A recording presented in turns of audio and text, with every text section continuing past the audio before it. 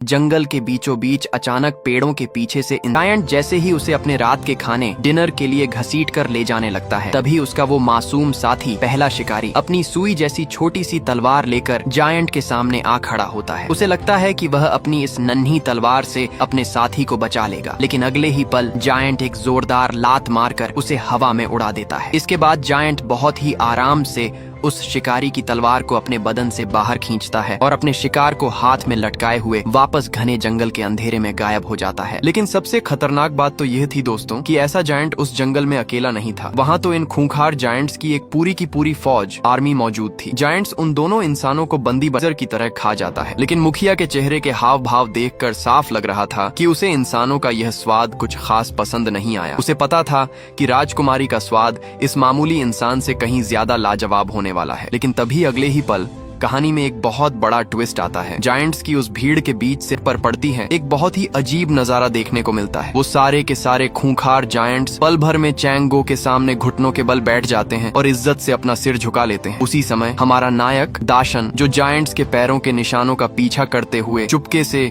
उनके इस गुप्त ठिकाने तक पहुंच चुका था, वह छिपकर इस था कि सदियों बाद यह जादुई मुकुट राजकुमारी के गद्दार अंकल चैंग गो के हाथ लग जाएगा। वह सालों से इस दिन का इंतजार कर रहा था कि वह जायंट्स की फौज के दम पर पूरी इंसानी दुनिया पर राज कर सके। चैंग गो तुरंत जायंट्स को हुक्म देता है कि कल सुबह ही हमें नीचे धरती पर चलना है और इंसानों के साम्राज्य को तहस नहस करना है। और अपनी इस जीत की खुशी मनाने के लिए वह जायंट्स को आदेश देता है कि इस राजकुमारी और इसके साथ आए सेनापति जनरल को तुरंत शाही रसोई में ले जाओ और इनका गर्मा गर्म सूप और खाना बनाकर खा जाओ। शाही रसोई में राजकुमारी और सेनापति को एक बड़े से टेबल पर बांध दिया जाता है। एक बूढ़ा जायंट ऊंची दीवारों पर टंगे चाकू के स्टैंड पर चढ़ जाता है। जैसे ही वो बूढ़ा जायंट राजकुमारी पर वार करने वाला होता है, दाशन ऊपर से एक बड़ी और चमके जायंट की गर्दन के पीछे उसके सबसे कमजोर हिस्से जीमिंग याओहाई में जा धंसती है। वह जायंट दर्द से बुरी तरह तड़पता है, चीखता है और आखिरकार जमीन पर गिरकर दम तोड़ देता है। दाशन बहुत ही फुर्ती से राजकुमारी और सेनापति के बंधन खोलता है और वे तीनों चुपके से जायंट्स के कैंप से बाहर भागने लगते हैं। लेकिन जैसे ही वे उस जादुई बेल के पास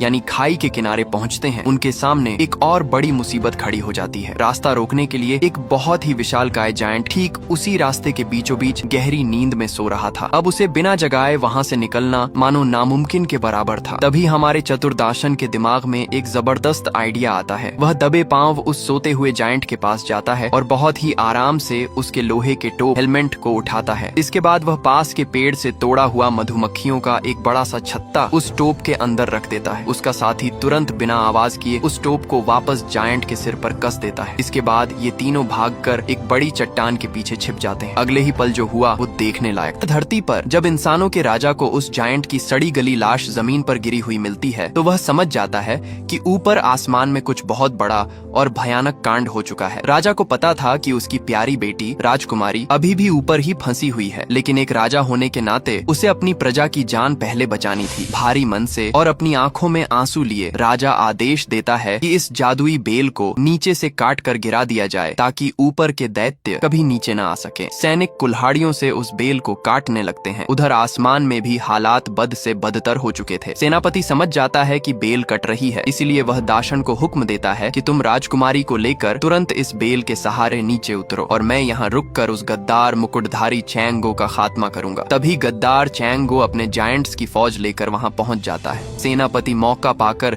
खून लेता है और बिना देर किए उस जादुई मुकुट को अपनी उंगली में एक अंगूठी की तरह पहन लेता है। अब जायंट्स का असली लीडर वो 2 सिर वाला दैत्य बन चुका था, जिसका मतलब था कि इंसानी दुनिया पर अब तक की सबसे बड़ी कयामत आने वाली थी। खुशकिस्मती से दाशन और राजकुमारी उस बेल के कटकर गिरने से ठीक 1 सेकंड पहले सुरक्षित तरीके से नीचे जमीन पर उतर आते हैं। दाशन राजकुमारी को सही सलामत उसके पिता यानी राजा को सौंप देता है। राजा दाशन का शुक्रिया अदा ही कर रहा होता है कि तभी ऊपर आसमान में वो 2 सिर वाला जायंट गुस्से से पागल हो जाता है, क्योंकि नीचे जाने का रास्ता कट चुका था। लेकिन तभी उसकी नजर जमीन पर पड़ी चैंग गो की पोटली पर पड़ती है, जिसमें इंसानों द्वारा छोड़े गए कुछ और जादुई बीज रखे हुए थे। ऐसा लग रहा था मानो यह सब किसी लिखी हुई किस्मत का हिस्सा हो। जायंट लीडर उन बीजों को बड़े पेड़ों में आग लगाते हैं और उन्हें जलते हुए गोलों की तरह किले के अंदर फेंकने लगते हैं। किले के अंदर तबाही मच जाती है। इंसानी तीरंदाज अपनी चौकियों से जायंट्स पर तीरों की बौछार करते हैं, लेकिन जायंट्स अपने साथ एक बहुत बड़ा गुलेल कैटअपल्ट आता है। 1-2 सेकंड के लिए जायंट को कुछ अजीब सा महसूस होता है। एक जोरदार धमाका होता है। उस जायंट के पेट को चीरती हुई एक विशालकाय जादुई बेल उसके शरीर से बाहर निकल आती है। वो 2 सिर वाला जायंट लीडर तड़पते हुए वहीं ढेर हो जाता है। उधर किले पार होता है। सारे के सारे जायंट्स अचानक अपनी जगह पर रुक जाते हैं। उनके हाथों से हथियार छूटकर गिर जाते हैं और वे सब अदब से घुटनों के बल जमीन पर बैठ जाते हैं। जब राजा और बाकी सैनिक हैरान होकर सामने देखते हैं तो धुएं के बीच से हमारा हीरो दाशन